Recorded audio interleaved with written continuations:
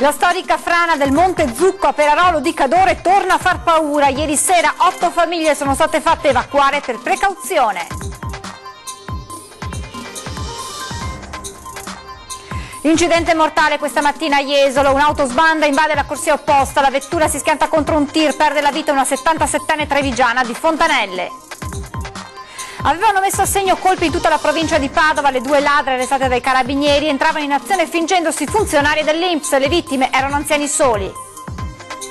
Nel pomeriggio a Cairano San Marco l'ultimo saluto alla 20enne Federica Brollo, morta all'alba di sabato in un incidente stradale ad Altivole. Ladri in azione nel Vicentino, la banda del buco tenta di entrare nell'ufficio postale ma sbaglia a forare la parete e finisce nella sede degli Alpini. Crack BPV, ieri udienza preliminare in tribunale a Vicenza dove è andata in scena la rabbia dei risparmiatori. Oggi è il giorno di Gianni Zonina atteso in commissione parlamentare. Va all'esame d'avvocato munita di walkie-talkie, dall'altra parte la madre per suggerirle le risposte. Una 37enne e una 62enne trevigiane sono state scoperte e denunciate ieri a Padova. Prima edizione dei telegiornali di Antenna 3, buongiorno e ben ritrovati, lo avete sentito anche dai titoli, in primo piano la frana, la storica frana di Perarolo di Cadore nel Bellunese che è tornata a far paura. Ieri sera i sensori hanno iniziato a suonare, è scattato il piano d'emergenza, per precauzione sono state fatte evacuare 8 famiglie le cui abitazioni si trovano proprio ai piedi del Monte Zucco. Tutto questo nel nostro servizio d'apertura. Ieri purtroppo ha avuto un'accelerazione anomala rispetto al suo trend normale e siamo arrivati ieri sera a circa 2 cm all'ora, quindi ha fatto scattare quella procedura di allarme. Comune di Perarolo di Cadore, Monte Zucco, quella che qui è considerata una frana storica con un fronte di 100.000 metri cubi, dopo il maltempo delle ultime ore ha iniziato a muoversi ad una velocità anomala, facendo scattare il piano d'emergenza. 8 famiglie per un totale di 20 persone, le cui abitazioni si trovano ai piedi della montagna, sono state fatte evacuare. Si è tenuta una riunione tra i responsabili del comune, della regione, dei vigili del fuoco, della protezione civile e dei carabinieri per verificare la situazione e pianificare gli interventi che continueranno nei prossimi giorni. Questa mattina arriveranno i tecnici regionali del Genio Civile e in base naturalmente al monitoraggio, che è un monitoraggio H24, cercheranno di capire quello che potrebbe essere l'evoluzione per le prossime ore. Il paese è stato blindato, le strade di accesso chiuse e sorvegliate dai carabinieri, mentre i vigili del fuoco hanno monitorato la frana. Molto dipenderà dalle condizioni meteo delle prossime ore. A Perarolo ci si augura che non arrivi lo scirocco e con questo le temute piogge. Se rientra nei parametri pre-allertamento ci sarà la possibilità di far rientrare. E gli ultimi aggiornamenti da Perarolo di Cadore parlano di una situazione fortunatamente in miglioramento. Per i vigili del fuoco non vi sarebbero più ragioni di mantenere lo stato di allarme e il controllo di quanto sta avvenendo è rimasto di competenza della protezione civile e delle autorità locali. Il sindaco Pierluigi Svalutoferro è in costante contatto con i tecnici della regione Veneto, rimangono alloggiati in sedi diverse dalla propria abitazione in via precauzionale le circa 20 persone fatte evacuare dalle loro case. Un incidente mortale si è verificato questa mattina intorno alle 9 a Jesolo, lungo via Roma Sinistra. La Renault condotta da un'anziana di 77 anni di Fontanelle nel Trevigiano ha improvvisamente invaso la corsia opposta schiantandosi contro un tir che sopraggiungeva in quel momento. Violento l'impatto con l'auto finita poi nel fossato, inutili gli immediati tentativi di soccorso della pensionata morta praticamente sul colpo. In zona c'era una fitta nebbia, ci sarà ora da capire se questo possa aver influito o se l'improvvisa manovra della 67enne non sia piuttosto da attribuire ad un malore illeso l'autista del mezzo pesante. Continuiamo con la cronaca, ma ci spostiamo nel Padovano. Avevano messo a segno colpi in tutta la provincia le 2 ladre arrestate dai carabinieri. Le 2 donne entravano in azione fingendosi delle funzionarie dell'INPS, le loro vittime anziani soli.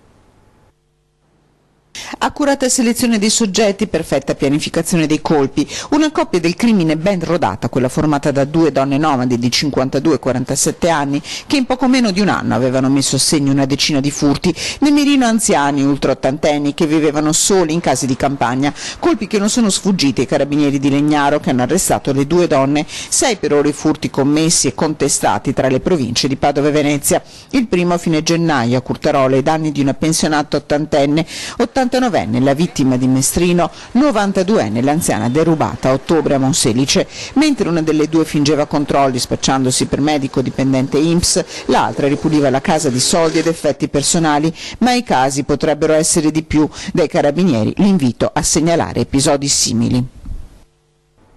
E ancora in gravissime condizioni il noto commercialista triestino di 66 anni coinvolto in un incidente sulle piste di Cortina lo scorso 8 dicembre. Il professionista è stato ricoverato in ospedale con traumi gravissimi. La mattina del giorno dell'Immacolata stava sciando in una delle piste nere più impegnative del comprensorio delle Toffane a Cortina d'Ampezzo. Dopo la caduta il tempestivo intervento della polizia che ha predisposto il trasporto del ferito con l'elisoccorso al vicino ospedale di Belluno. Il commercialista a quanto risulta indossava tutte le adeguate protezioni, in particolare il casco sembrerebbe avergli salvato la vita, anche se le sue condizioni sono comunque definite critiche e la prognosi rimane riservata. Oggi pomeriggio a Caerano San Marco, nel Trevigiano, l'ultimo saluto alla ventenne Federica Brollo che ha perso la vita all'alba di sabato in un tragico incidente stradale. Saranno celebrati oggi pomeriggio alle 15 a Caerano di San Marco i funerali di Federica Brollo, la giovane studentessa universitaria morta all'alba di sabato nel terribile schianto nel quale è rimasta coinvolta a San Vito di Altivole. Federica era in auto assieme al fidanzato e stavano rientrando a casa dopo una nottata trascorsa in discoteca con gli amici a festeggiare il buon esito del primo esame della ventenne. Per cause ancora in corso di accertamento il pick-up nel quale viaggiavano i due è all'improvviso sbandato finendo fuori strada.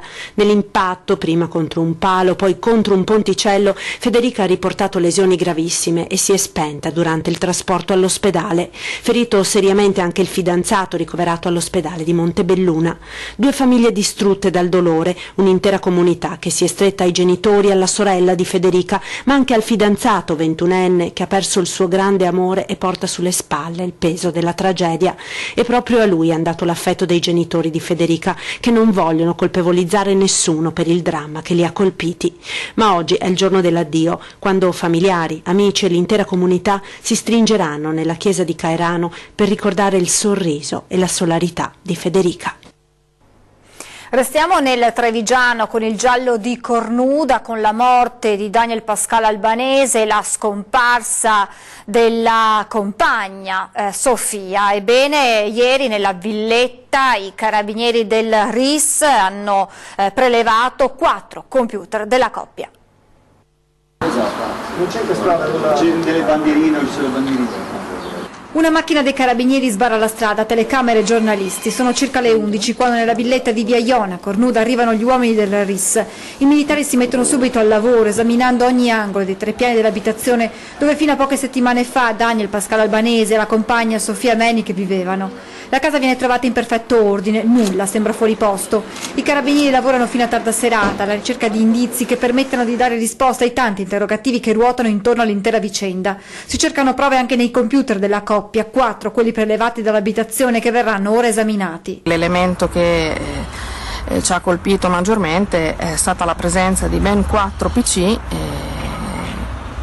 Vedremo come organizzarci per chiederne una verifica, una perizia. Tra queste 4 mura, il 26 novembre scorso si era tolto la vita Daniel, 50 anni. Qui non aveva più fatto ritorno la compagna, 42enne ucraina, scomparsa nel nulla una decina di giorni prima che l'uomo si suicidasse. 2 giorni dopo questo tragico gesto, ai piedi di Forcella Mostaccin viene ritrovata l'auto di Sofia. È così che l'intera vicenda assume i contorni di un mistero che con il passare delle settimane si infittisce ulteriormente. Riteniamo che ci siano ancora una serie di elementi importanti da esplorare e in parte lo stiamo facendo, in parte chiederemo alla Procura di farlo per quanto di sua competenza. In tarda mattinata in Via Iona arrivano anche la madre di Pascal e la sorella Carol. Sono qui per recuperare il gattino della coppia che dal giorno della tragedia non si è fatto più avvicinare, come si aspettasse che da un momento all'altro i suoi padroni ritornino.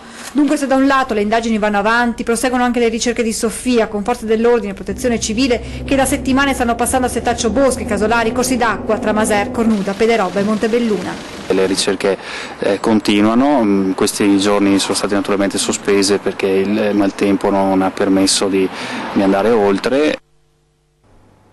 Chiusa formalmente l'indagine per l'omicidio di Natascia Bettiolo, uccisa a Trebaseleghe in provincia di Padova dall'ex fidanzato. Omicidio volontario, l'accusa per Luigi Sibilia, che secondo l'accusa aveva pianificato tutto con cura. Il rinvio a giudizio ormai alle porte, va avanti la procura di Padova nell'indagine a carico di Luigi Sibilia, il pizzaiolo 35enne che nel pomeriggio del 18 maggio a Trebaseleghe aveva atteso la sua vittima, l'ex fidanzata Natascia Bettiolo, 46 anni, di Massanzago. La donna stava uscendo dalle scuole dove lavorava come cuoca. L'uomo, salito nella sua auto con una scusa, l'aveva colpita 8 volte con un coltello. La donna era morta dissanguata, lui aveva tentato di uccidersi. Tutto pianificato per il PM Roberto Piccione che coordina le indagini. Un raptus di follia alla difesa di Sibilia che ai magistrati ha raccontato l'amarezza per la fine della loro storia. Omicidio volontario aggravato dalla premeditazione, porto d'arma bianca in pubblico e minacce aggravate, le accuse di cui Luigi Sibilia dovrà rispondere. Nel Vicentino una banda di ladri cerca di entrare alle poste ma sbaglia a forare la parete. Se la sono data a gambe quando si sono resi conto di aver fatto un buco nel posto sbagliato. Il loro obiettivo erano le poste di via Roma. Il colpo avrebbe dovuto essere messo a segno la notte tra sabato e domenica, ma solo oggi è stata resa nota la vicenda con una denuncia ai carabinieri. La banda del buco è entrata direttamente nella sede degli Alpini, ha forato il tramezzo che divide la sala di un ex ambulatorio medico con l'intercapedine del vano scale della sede della frazione di Vallione. Nello stesso edificio infatti si trova l'ex sede municipale di San Germano, comune poi fuso con Grancona, che oggi ospita le associazioni e la biblioteca civica. È iniziata ieri in tribunale a Vicenza l'udienza preliminare del processo agli ex vertici della BPV. Come previsto davanti al tribunale si sono presentati numerosi cittadini per chiedere di costituirsi parte civile che alla fine potrebbe raggiungere quota 15.000 persone.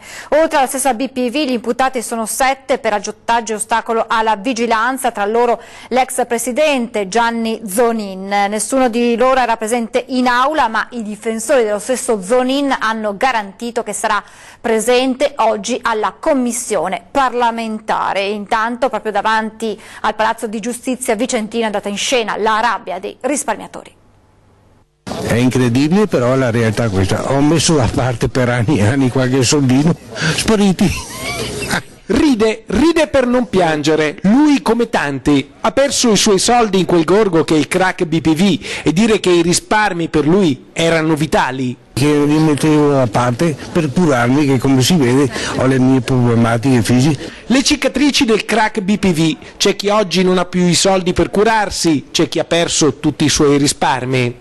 Tutti i risparmi miei, di mio marito di 40 anni, 41 anni io di lavoro, 41 lui e poi la mia eredità. Avevo investito tutto lì in Banca Popolare. In questa situazione la banca proprio che si è comportata malissimo, quei creati vecchi da 40 anni non doveva fare questo.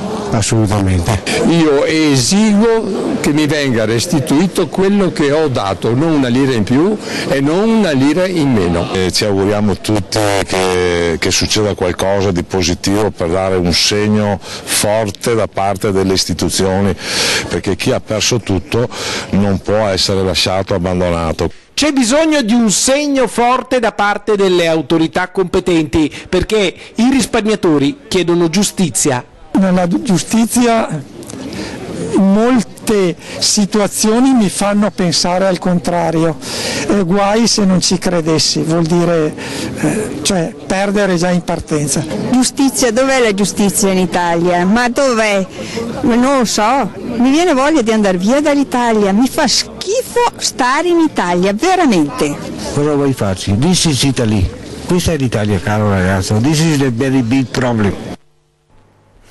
E le associazioni che raggruppano circa 100.000 risparmiatori traditi, 10 tra Veneto e Friuli, hanno deciso di radunarsi in piazza Montecitorio a Roma per ribadire i punti essenziali per rendere il fondo per risparmiatori traditi una realtà in grado di dare risposte concrete a chi nella vicenda delle due banche venete ha perso i propri soldi. In particolare verrà chiesto che rispetto all'emendamento passato in Senato vengano previsti tempi più brevi per l'emanazione del decreto di attuazione, riducendo il termine da 180 giorni a 60 giorni. Ulteriormente viene chiesto che il fondo abbia una dotazione finanziaria sufficiente, prevista anche una conferenza stampa al termine del raduno. Continuiamo con la cronaca e torniamo nel Padovano con il caso di Meriem Reai, la giovane di origine marocchina scappata da Arzergrande per arruolarsi nell'ISIS. Ieri a Venezia il processo con una condanna a 4 anni. Da 2 anni di lei non si conoscono i movimenti, salvo un contatto telefonico con la famiglia, novembre 2016. Per Meriem Reai, ventenne foreign fighter, il Tribunale di Venezia ha emesso una sentenza di condanna, 4 anni di reclusione in carcere per terrorismo internazionale, interdizione per 5 anni dei pubblici uffici, espulsione dall'Italia a fine pena. A pronunciarla il giudice monocratico. Il PM per Meriem aveva chiesto una condanna a 5 anni, la difesa l'assoluzione per mancanza di prove specifiche. A luglio 2015 la fuga della ragazza di origini marocchine, chi con la famiglia viveva ad Arzergrande verso la Siria. Un anno fa la richiesta di aiuto. La giovane si sarebbe pentita della sua scelta, ma non avrebbe saputo come fuggire da Daesh. Secondo alcune fonti la giovane potrebbe essere morta. Ci fermiamo adesso per qualche minuto di pubblicità, restate con noi, a tra poco.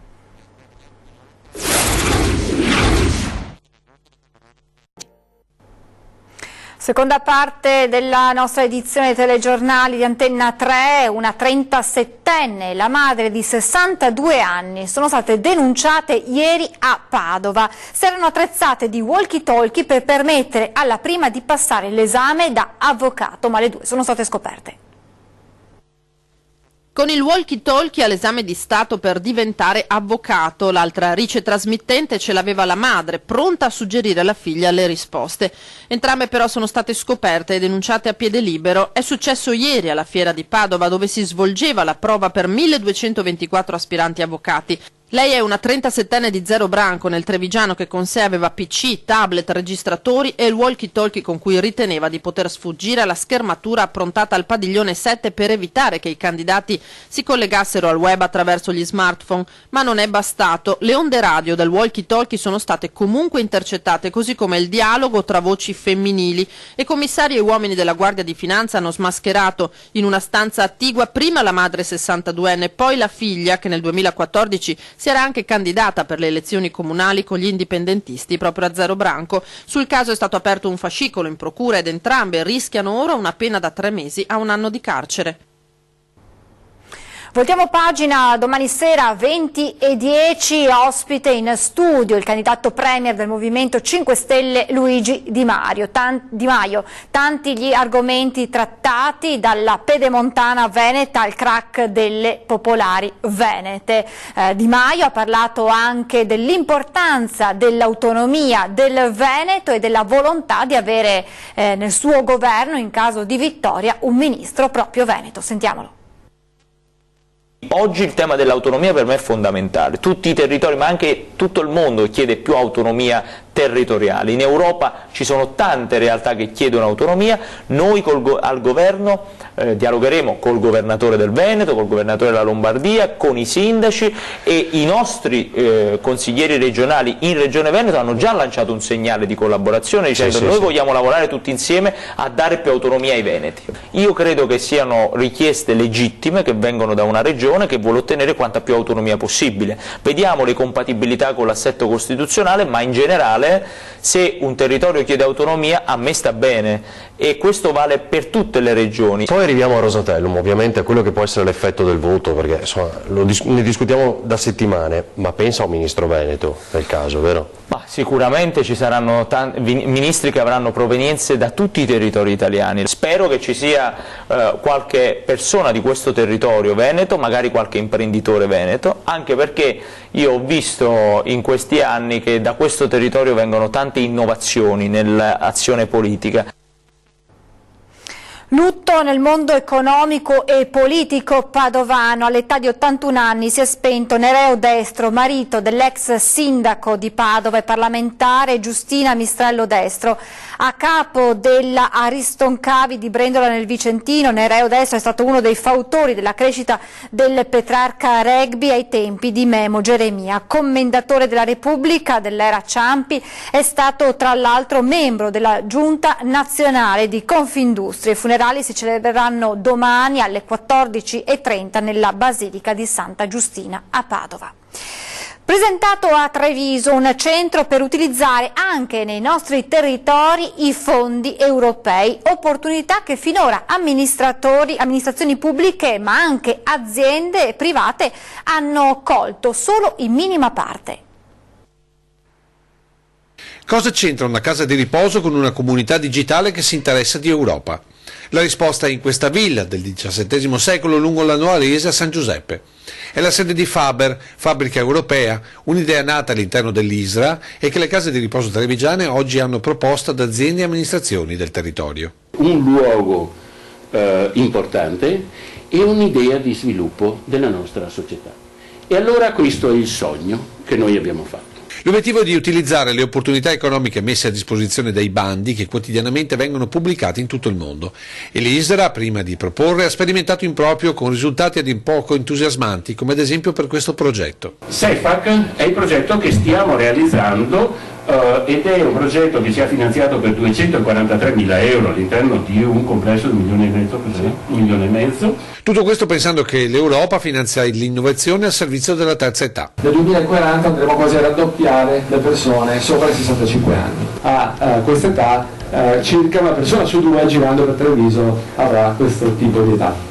E attenzione, questo numero duplicherà anche per le persone over 75. Un centro di attrazione per opportunità economiche che, sottolinea il presidente dell'ISRA, finora abbiamo mancato. Un insieme di cervelli che si comunicano e insieme crescono per far sì che i bandi europei diventino una cosa comune, non diventi un'eccezione. Noi abbiamo perso per anni un 7-8% dei fondi riservati all'Europa e non siamo stati in grado di portarli a casa. Vi ricordo la nostra rubrica dedicata ai presepi, anche quest'anno potete inviare le immagini della vostra rappresentazione della Natività, un appuntamento immancabile delle feste di Natale per uno dei simboli più amati. Inviate le immagini ai contatti che vedete in sovrimpressione. Se usate lo smartphone ricordate di realizzare le immagini con il telefono in posizione orizzontale. Nel caso non possiate fare voi le riprese, scrivete o lasciate un messaggio alla segreteria telefonica con il vostro nome, indirizzo, numero di telefono e le caratteristiche del vostro presepe, così noi potremo contattarvi e venire a fare le immagini della vostra natività che poi manderemo in onda nel corso dei nostri telegiornali. Subito dopo di noi nuova puntata di Ore 13, si parlerà di riqualificazione delle vecchie zone industriali. Ospiti in studio il sindaco di Spresiano Marco Della Pietra, Roberto Martinuzzo, agente immobiliare, e l'architetto Sergio De Gioia. Questa sera invece torna puntuale 20:10, si parlerà del processo per il crack BPV e delle dichiarazioni di Gianni Zonin, atteso come detto anche nel telegiornale in commissione parlamentare. Ospiti in studio Giacomo Vendrame, segretario generale della CGIL Treviso, e l'avvocato Paolo Quaggetto. Per questa edizione è tutto, vi lascio le previsioni del tempo, grazie per l'attenzione e buona giornata.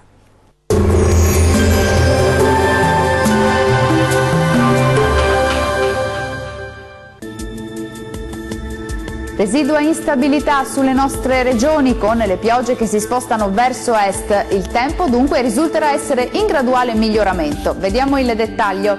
Sul Veneto ultime occasionali precipitazioni sul padovano settentrionale, sul trevigiano e anche sul veneziano. Neve debole sul vicentino e sul bellunese sopra i 1000 metri circa, più sole sul resto dei settori. Temperature massime comprese tra 7 e 10 gradi, valori notturni tra 2 e 5 gradi circa.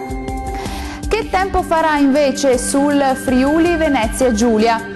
Anche qua resiste una certa instabilità sulla nostra regione, con possibilità di precipitazioni sparse localmente anche a carattere temporalesco, e la neve cadrà sulle Alpi sopra i 1000 metri, localmente anche a quote inferiori. Le temperature massime saranno comprese tra 9 e 11 gradi, valori notturni attesi tra 6 e 7 gradi circa. Concludiamo infine con uno sguardo alla situazione meteorologica del Trentino Alto Adige. Breve periodo di tempo asciutto e soleggiato su quasi tutto il territorio, da segnalare qualche nebbia possibile sulle valli del Trentino. Temperature massime sui 7-8 gradi, valori notturni in diminuzione e previsti tra -4 e 0 gradi. Il mare sarà mosso, localmente poco mosso nel Golfo di Trieste, i venti moderati da sud-ovest, localmente deboli sulla laguna di Venezia. Dal meteo è tutto, arrivederci.